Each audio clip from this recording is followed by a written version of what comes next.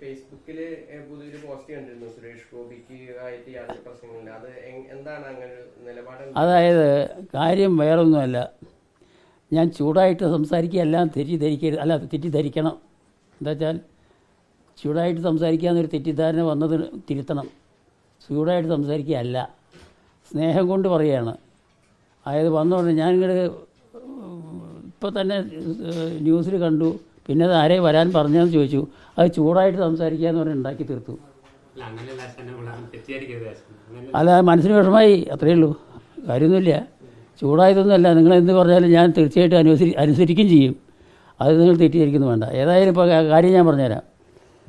അതായത് എന്നെ ഒരു ഡോക്ടർ വിളിച്ചിട്ട് ഇങ്ങനെ സുരേഷ് ഗോപി വരും, ഒന്ന് അനുഗ്രഹിക്കണം, ആശാന് പത്മഭൂഷൺ കിട്ടണ്ടേ, അപ്പോൾ ഒന്ന് അനുഗ്രഹിച്ച് വിടുമോ എന്ന് പറഞ്ഞു.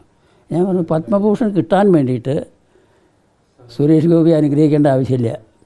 ഞാൻ അങ്ങനെ സുരേഷ് ഗോപി അനുഗ്രഹിച്ചിട്ട് എനിക്ക് പത്മഭൂഷൺ കിട്ടും വേണ്ട. പത്മഭൂഷൺ കിട്ടണമെങ്കിൽ തന്നെങ്കിൽ വാങ്ങിക്കാം, അതല്ല കിട്ടാൻ ഭാവമില്ല, എനിക്കൊരൊറ്റ പരിഭവമില്ല, ദേഷ്യവുമില്ല, സങ്കടവുമില്ല. പക്ഷേ കിട്ടിയാൽ വേണ്ടാന്ന് ഞാൻ പറയില്ല. അങ്ങനെ ഞാൻ പറഞ്ഞു. അപ്പോൾ ഇത് കേട്ടപ്പോൾ, ഈ പത്മഭൂഷൺ കിട്ടണ്ടേ അതിനെ അനുഗ്രഹിക്കുമെന്ന് പറഞ്ഞത് കേട്ടപ്പോൾ എൻ്റെ മകൻ എൻ്റെ കയ്യിൽ നിന്ന് ഫോൺ വാങ്ങിച്ചിട്ട് അവനത് വിഷമായി ഈ പറഞ്ഞ വാക്ക്. എന്താ വെച്ചാൽ സുരേഷ് ഗോപി വരുന്നുണ്ട് പറഞ്ഞാൽ സന്തോഷമേ അവനുള്ളൂ. മകൻ എന്ന് പറഞ്ഞാൽ രഘുരാജാണ്. സുരേഷ് ഗോപി അതേ മോഹൻലാലും അതേ മമ്മൂട്ടി അതേ ആര് വരിക അവന് വലിയ ബഹുമാനമുള്ള ആളാണ് ഈ കലാകാരന്മാരെയൊക്കെ. അപ്പോൾ സുരേഷ് ഗോപി വരുന്നുണ്ട് എന്ന് കേട്ടാൽ അതിന് സന്തോഷമേ ഉള്ളൂ. പക്ഷേ അപ്പം തന്നെ ഒരു കാര്യം പറഞ്ഞത്, സുരേഷ് ഗോപിയെ അനുഗ്രഹിക്കണം, അതിന് ആശാന് പത്മഭൂഷൺ കിട്ടണ്ടേ എന്നൊരു വാക്ക് അവനെ വല്ലാണ്ട് വിഷമിപ്പിച്ചു. അപ്പോൾ വിഷമിപ്പിച്ചപ്പോൾ എന്തുണ്ടായി എന്ന് വിചാരിച്ചാൽ അവൻ അങ്ങനെ ഇത് വാങ്ങിച്ചിട്ട് പിന്നെ ഞാനൊന്നും കേട്ടില്ല. പിന്നെ അവർ തമ്മിലാണ്, ഡോക്ടറും മറ്റേ മകനും, അതായത് രഘുരാജും കൂട്ടാണ് സംസാരിച്ചത്. അപ്പോൾ എന്താ രഘുരാജിൻ്റെ കാര്യം എന്ന് വെച്ചിട്ടുണ്ടെങ്കിൽ ഈ പറച്ചിൽ കേട്ടപ്പോൾ മാനസികമായിട്ട് വിഷമം വന്നിട്ടാണ് അവർ തമ്മിൽ സംസാരിച്ചത് എന്തൊക്കെയാണെന്ന് എനിക്കറിയില്ല കേട്ടോ, അറിയില്ല, ഞാൻ കേട്ടില്ല. പക്ഷേ അത് കഴിഞ്ഞിട്ട് അവൻ അങ്ങനെ അത് പോസ്റ്റ് ഇട്ടപ്പോൾ അത് പലരും എന്നെ വിളിച്ചില്ല, ഇങ്ങനെ രഘു ഇങ്ങനെ എഴുതിയിട്ടുണ്ട് എന്നുള്ളത് ഞാൻ അറിയാൻ സാധിച്ചു. അറിഞ്ഞപ്പോൾ ഞാൻ ചോദിച്ചു, എന്തിനാ അങ്ങനെയൊക്കെ എഴുതുന്നത്, അതിൻ്റെ ആവശ്യമില്ലല്ലോ എന്ന് പറഞ്ഞു. അപ്പോൾ അവൻ വേഗം അത് പിൻവലിക്കുകയും ചെയ്തു, ഈ ന്യൂസ് കൊടുത്തുള്ളത് പിൻവലിക്കുകയും ചെയ്തു. കാര്യം ഇതാണ്. പക്ഷേ വേറൊരു കാര്യമുള്ളത്, പിന്നെ എൻ്റെ സ്വന്തം ഇത്രയും കേട്ടപ്പോൾ എനിക്ക് തോന്നി, ഞാനും സുരേഷ് ഗോപിയും കൂടിയുള്ള ബന്ധം ചിലരൊന്നുമല്ല, കുറച്ച് കൊല്ലങ്ങളായിട്ടേ ഉണ്ട്, മാസങ്ങളായിട്ടുമല്ല. അദ്ദേഹം രാഷ്ട്രീയത്തിൽ ഇറങ്ങുന്നതിൻ്റെ മുമ്പേ സിനിമയിൽ അഭിനയിച്ചു കൊണ്ടിരിക്കുമ്പോഴുള്ള കാലം മുതലൊക്കെ ഞങ്ങൾ സുഹൃത്തുക്കളാണ്, അങ്ങേറ്റം ബന്ധുവാണ്, അങ്ങേറ്റം സ്നേഹബന്ധം നല്ലോണം പുലർത്തിക്കൊണ്ട് വരുന്ന ആൾക്കാരുമാണ്. പിന്നെ ഇപ്പോൾ അദ്ദേഹം ഇപ്പോൾ രാഷ്ട്രീയത്തിൽ ഇറങ്ങിയെന്ന് വിചാരിച്ചിട്ട് അദ്ദേഹത്തിന് ഇപ്പോൾ എൻ്റെ അടുത്തേക്ക് വരാൻ ചോദിക്കണ്ടല്ലോ, ഒരാളോടും ചോദിക്കണ്ട.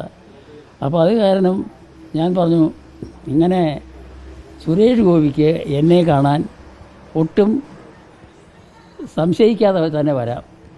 അപ്പോൾ അത് ഈ സുരേഷ് ഗോപിയെ ആരൊക്കെയോ ചൂടാക്കിയതാണ് തോന്നുന്നുണ്ട്. ആരൊക്കെയോ സഹപ്രവർത്തകർ അല്ലെങ്കിൽ കൂടെ നടക്കുന്ന ആൾക്കാർ പറഞ്ഞ് ഈ പോസ്റ്റിലത്തെ കണ്ടിട്ടായിരിക്കും ചൂടാക്കിയതാണ് തോന്നുന്നു. അപ്പോൾ സുരേഷ് ഗോപി ഇങ്ങനൊരു വാക്ക് പറഞ്ഞു എന്ന് കേട്ടു. ആശാനെ ഞാൻ പോയിട്ട് എങ്ങനെയും കാണും, കണ്ടു കഴിഞ്ഞിട്ട് ഒരു മുണ്ട് പുതപ്പിക്കും, ആ മുണ്ട് പുതപ്പിച്ചാൽ അത് സ്വീകരിക്കില്ലെങ്കിൽ ഞാൻ ആ മുണ്ട് അങ്ങനെ ഗുരുവായൂരപ്പൻ്റെ നടക്കിൽ കൊണ്ടുപോയി വയ്ക്കും. ഇതൊന്നും അദ്ദേഹത്തിനെ കൊണ്ട് പറയിപ്പിക്കാൻ പാടില്ലായിരുന്നു. എന്താ കാരണം എന്ന് വെച്ചാൽ, ഈ സ്നേഹസമ്പന്നനായുള്ള സുരേഷ് ഗോപി, അദ്ദേഹം എപ്പോഴും ഞങ്ങൾ തമ്മിലുള്ള, ഞാനായിട്ട് ഇത്രയും അടുപ്പായിട്ടിരിക്കുമ്പോൾ ഞാൻ സ്വീകരിക്കുകയോ ഇല്ലയോ എന്നുള്ളത് അറിയേണ്ട കാര്യം തന്നെയല്ല, സ്വീകരിക്കുന്നുള്ള കാര്യം ഉറപ്പാണ്. അദ്ദേഹത്തിൻ്റെ മുമ്പേ വന്നിട്ട് തരേണ്ടായിട്ടുണ്ട് അന്ന് രാഷ്ട്രീയത്തിലേക്ക് ഇറങ്ങുന്നതിന് മുമ്പ്. അപ്പോൾ എന്തുണ്ടെന്ന് വിചാരിച്ചിട്ടുണ്ടെങ്കിൽ ഇങ്ങനെ ഒരു ദുഷ്പ്രചരണം ആൾക്കാർ സുരേഷ് ഗോപിയെ തെറ്റിദ്ധരിപ്പിച്ചിട്ടാണ് അദ്ദേഹത്തിന് ഇങ്ങനൊരു വാക്ക് പറയേണ്ടി വന്നത്. അത് കേട്ടപ്പോൾ എനിക്കും വിഷമായി. എന്താ വെച്ചാൽ, എന്തിപ്പോൾ അദ്ദേഹം എന്നോട് വിളിച്ച് ചോദിച്ചിട്ട് മതിയായിരുന്നു ഇങ്ങനൊന്ന് പറയൽ എന്നുള്ളത്. അദ്ദേഹത്തിന് ഞാൻ ഈ അദ്ദേഹത്തിനായിട്ട് എന്തെങ്കിലും മാനസികമായിട്ട് വിഷമം ഉണ്ടാക്കത്തക്കവണ്ണം ഒന്നും ഇതുവരെ പ്രവർത്തിച്ചിട്ടുമില്ല. പിന്നെ അദ്ദേഹത്തിൻ്റെ മകളുടെ വിവാഹത്തിന് പ്രത്യേകം ക്ഷണിക്കുകയും ചെയ്തു. ക്ഷണിച്ചപ്പോൾ എങ്ങനെയായാലും വരണട്ടോ പറഞ്ഞു. എനിക്ക് ഈ നടക്കാൻ വയ്യാത്ത കാരണം, ഗുരുവായൂർക്കാണ്, നടക്കാൻ തീരെ വയ്യാത്ത കാരണം കൊണ്ട് ഞാൻ പോയില്ല. അപ്പോഴും സ്നേഹമാണെന്നർത്ഥം, അപ്പോഴും അതിനൊരിതില്ല. അപ്പോൾ ഇത് കേട്ടപ്പോൾ അദ്ദേഹത്തിന് എന്നെ ഒന്ന് വിളിച്ച് ചോദിക്കാമായിരുന്നു എന്നൊരു സങ്കടം എനിക്കും തോന്നി. ആ സങ്കടം തീർക്കാൻ വേണ്ടിയിട്ടാണ് ഞാനിപ്പോൾ ഒരു പോസ്റ്റ് ഇട്ടത്. അതായത് ഞാനും സുരേഷ് ഗോപിയും കൂട്ട് അങ്ങേറ്റ അടുപ്പാണ്. സുരേഷ് ഗോപിക്ക് എപ്പോഴും വീട്ടിൽ വരാൻ ആരോടും ചോദിക്കേണ്ട, അല്ലാണ്ട് തന്നെ വരാം. അതിന് എപ്പോഴും സ്വാഗതമേ ഉള്ളൂ. അത് എൻ്റെ മകനും അങ്ങേറ്റം പറഞ്ഞിട്ടുള്ളത് തന്നെയാണ്. സുരേഷ് ഗോപിക്ക് എപ്പോൾ വേണമെങ്കിലും സ്വാഗതമാണ്.